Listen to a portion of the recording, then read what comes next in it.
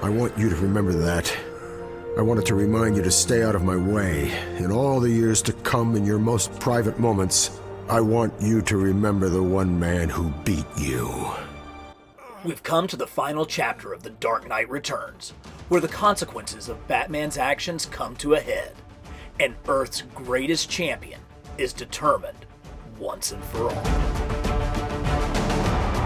At the conclusion of our last issue, the Batman was being hunted as he lay shot, stabbed, and bleeding in the Tunnel of Love next to the body of his greatest enemy. The police are closing in, set to arrest the vigilante for the murder of the Joker. But Batman has other plans. He wastes a second with a goodbye. And as he fades in and out of consciousness, the SWAT team closing in, he manages to detonate the plastic explosive, allowing him to escape to the surface, where his young protege swings in to the rescue and secures their escape. But the damage is done. Batman has attacked the police. He's accused of murdering the Joker, and his followers, the Sons of Batman, are imposing their own form of vigilante justice on the streets. Something must be done to stop him. It's important to remember the context of when this story was written.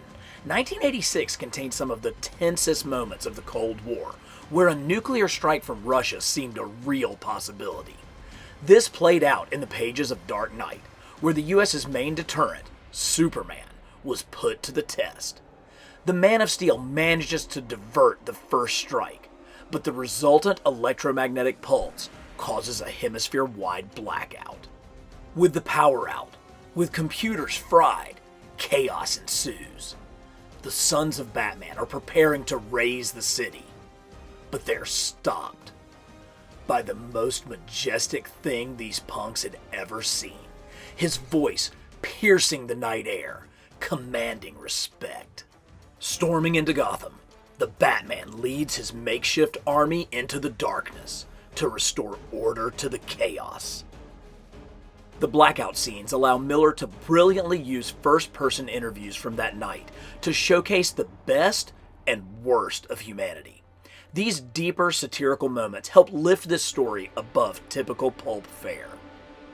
By now, the president has imposed martial law and given the word to Clark that the threat of the Batman must end.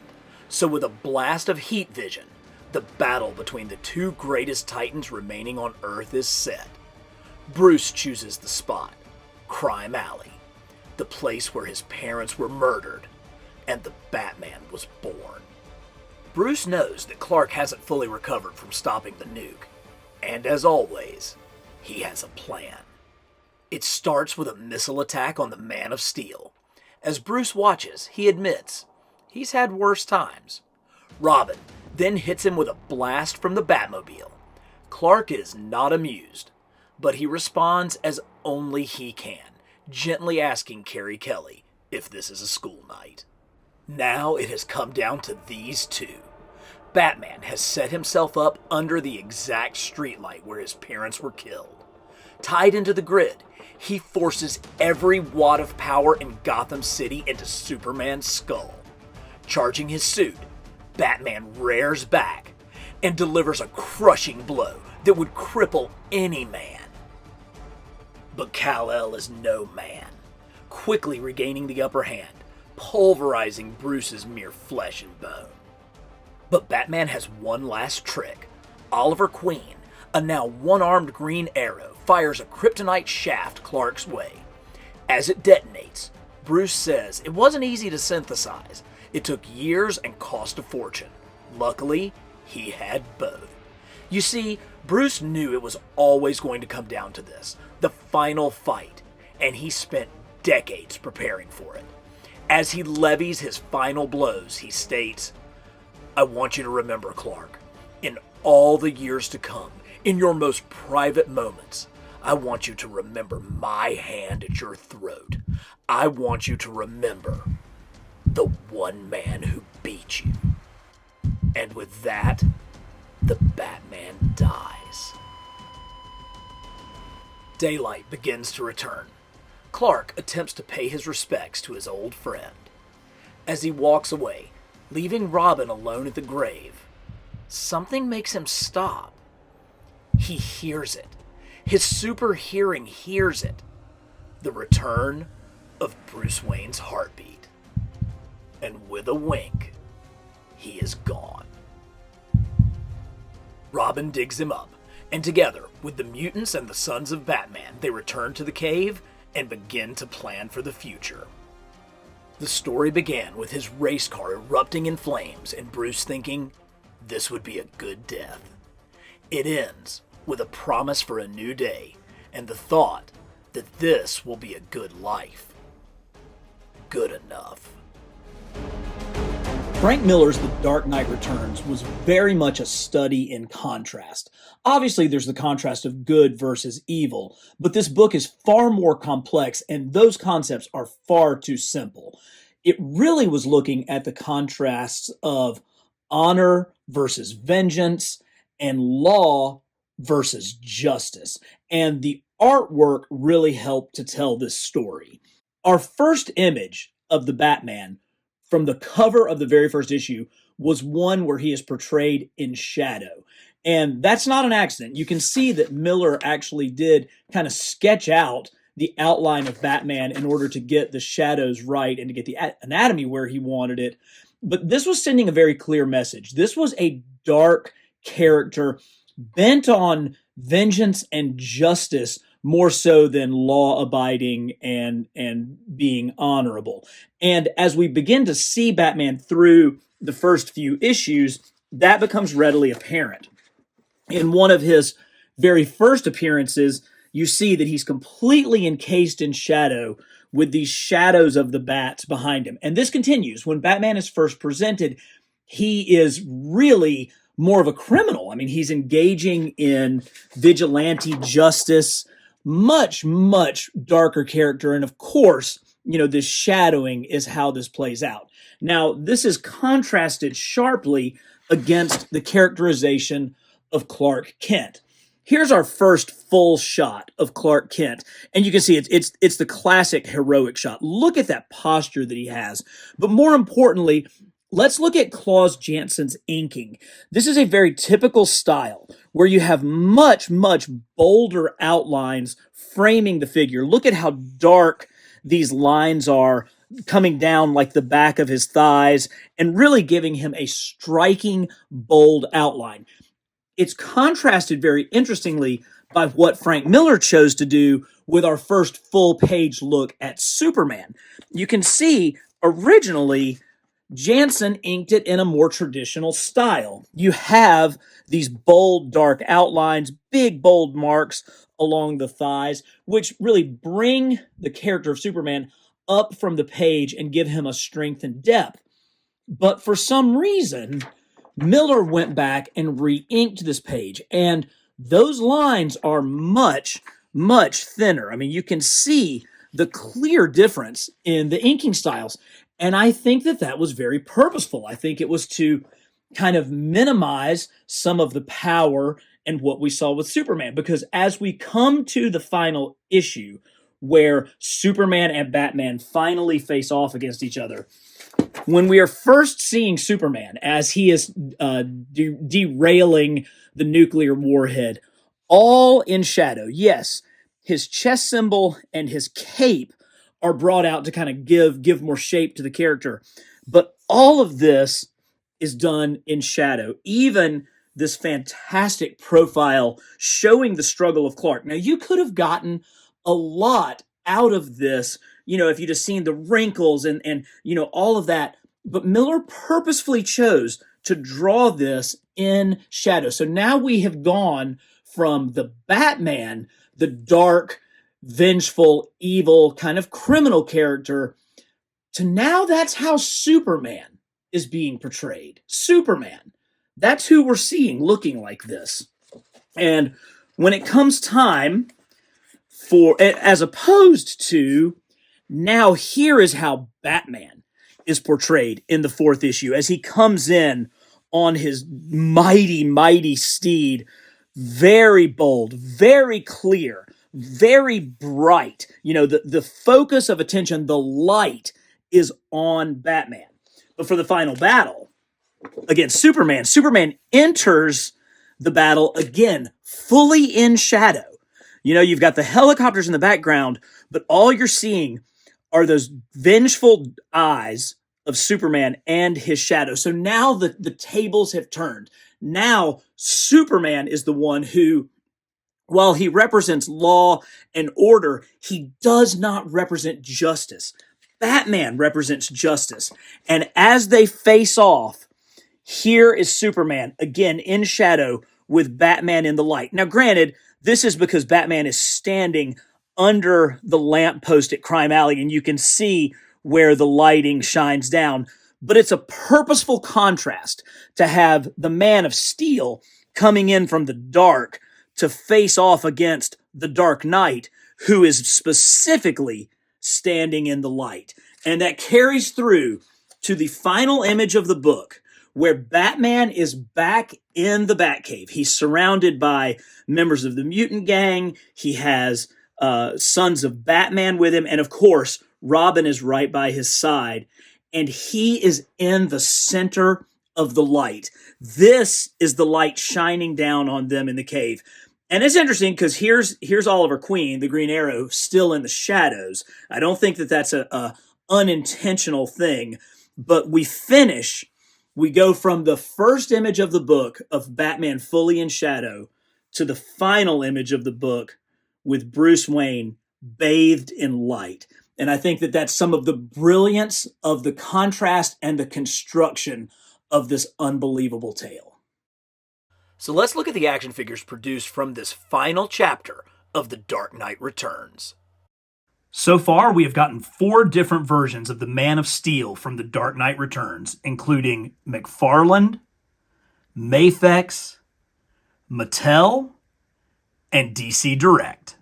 Here we have our various figures of the Man of Steel, and we have 4 different versions that we're going to take a look at. And let's start with actually our newest version, and this is the one from McFarlane Toys. Now, much like some of the other McFarlane toys, he's a little bit bigger because he's meant to be in the 7-inch scale, whereas the Mattel and the Mafex are more 6-inch scale.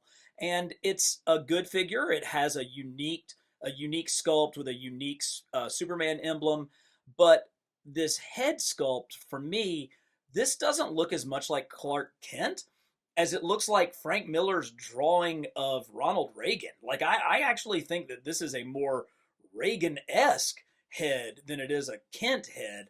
So I'm going to have to kind of give that a knock for that very reason. Now, the very first figure of Superman from The Dark Knight Returns that we ever got came from DC Direct. And this is a really great representation. You can see that he has a very unique body sculpt that is specifically designed to represent Frank Miller's artwork, the huge belt. But this head sculpt, I think, really does capture kind of that angry Superman. He has the big, huge S curl going on with his hair, but that facial look is super, super close to Frank Miller. Now, he came with the kryptonite arrow in his hand. Unfortunately, over the decades, that has lost its tip, but it still doesn't take away from what a stunning version of Superman this is. Mattel, in their DC Universe Classics line, used a pretty typical Superman body, but gave it a unique head sculpt. This one almost looks a little bit more cartoony. It's really difficult to get some of that, those deep carved in lines that Miller drew and Janson inked. They did make a real effort to get that spit curl going with that classic S. But this facial sculpt for me is a little too generic. He really doesn't have much of anything really going on with that. Lastly, the newest addition to my collection is the Mafex version of Superman. Now, this one, I think, kind of reaches that middle ground between the cartoony look while also capturing Miller and Janson's art. It has a great, thick body because Superman was certainly drawn with really broad shoulders, a really broad chest. It has the distinct advantage of having a cape with the underwire in it so that you can get into some terrific poses with this. And the articulation is stellar, just exactly what you would expect from Mafex. So While this is a great figure, he's a little bit smaller, and I had one of my viewers let me know that it's because Mafex, when they do their 1/12 or 1/12 scale figures, they tend to use a different scale, and so they're a little bit smaller. I don't know if it's the metric system or what, but it's actually pretty accurate for the proper scale. But for me, I actually think the winner out of these four is the DC Direct version. I think it captures more of that heft and that older body of Superman while also giving us the most accurate Frank Miller head sculpt out of all of them. The Batman wore a special armor for his final battle against the Man of Steel. And if you think that this armor looks familiar, you're forgiven because it was basically copied almost outright for Zack Snyder's Batman vs. Superman movie. Now, this is McFarlane Toys' version of that final battle armor. Of course, it has the great spikes, which is one of the hallmarks of this. But this one, I don't know if they cut corners from sculpting or if they were using it to sculpt some of their movie lines, but I really feel like this is much more of a Batman versus Superman version of this than it is truly a Dark Knight. You know, just the way that the armor plating looks, some of the design across the knees and the thigh joints is just not quite the same. So, let me know if I've got this wrong, but this looks much more Superman versus Batman than it does really truly a Dark Knight figure. Now, we did get a Batman the Animated version of this in 6-inch form. I love it. His spikes are there, but not like pounding on the bottom. It's still quite accurate. It has the cape. It has that great Batman the Animated head sculpt, but this is pretty close. Now, I don't believe that this appeared in that episode where we were looking at a future version of Batman and they showed the fight with the mutant leader. I don't believe that it carried forward and did this, so this may be more of just kind of an added imaginary figure, but it's got great heft and goes really awesome with your 6-inch Batman animated figures. Now, you could be forgiven if you thought that these were the exact same figure just off of a quick look at them, but they're not. They are very different, and they have very, very different price points. This is the Mafex version. So this is a figure that cost probably between $80 or $90, close enough to $100 to say that this is a $100 figure. Lots of awesome articulation. I always focus on the boots. That's one of the things that I think is just such an integral part of this Dark Knight costume is those boots, because you have that great scene where Batman is finishing Superman off with the kick and you see all of those spikes coming down. Gorgeous articulation, really nice cape with the pleats that Miller and Jansen drew. Great head, just a really outstanding figure. But let's look at this. This looks like almost the exact same figure. You've got your spikes. You've got all of the same articulation for the most part. You have a stunning head sculpt that looks like it leapt right off the comic page. But this is a figure that was made by Mattel. So whereas this figure came in at roughly the $15 price point, this virtually identical figure was more like $100. So this is one where, for my money, Mattel absolutely kills it, and they made the best armored Batman from the final issue of The Dark Knight Returns. Mattel also gave us this brilliant Sons of Batman figure, and I actually really find it super clever because it's a brilliant reuse of the Guy Gardner Green Lantern body. You can see this is, if you squint and you put a Green Lantern logo right there, that's Guy Gardner's, kind of jacket coat. But it works so well for these Sons of Batman. Each figure came with both a torch and a shotgun, and I'm really glad that I kind of accidentally picked up two of them because they work together so well in a display. Really nice job on that facial sculpt, as well as giving us that great paint application with the Batman logo right there across their heads. So really cool when the mutant gang turned into the Sons of Batman, and it's extremely well represented here.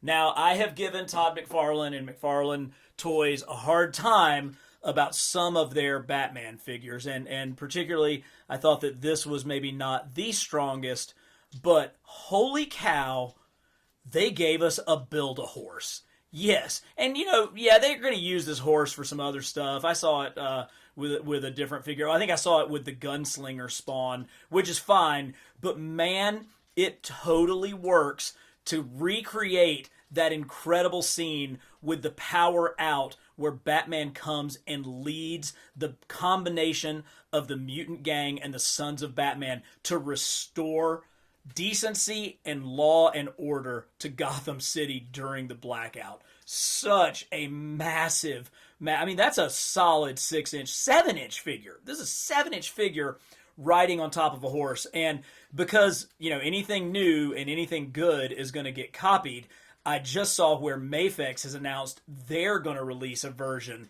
of Batman riding on his horse. So good for you, Todd McFarlane. You took this to a whole nother level, and I think we are all thankful for it. We've done it. We've made it through the entire epic saga of Batman The Dark Knight Returns. What was your favorite figure from this groundbreaking book? Let me know in the comments. And tell me if you're looking for more content like this. We are always striving to give you the very best in comics history and action figures every week here at Carbon Scoring.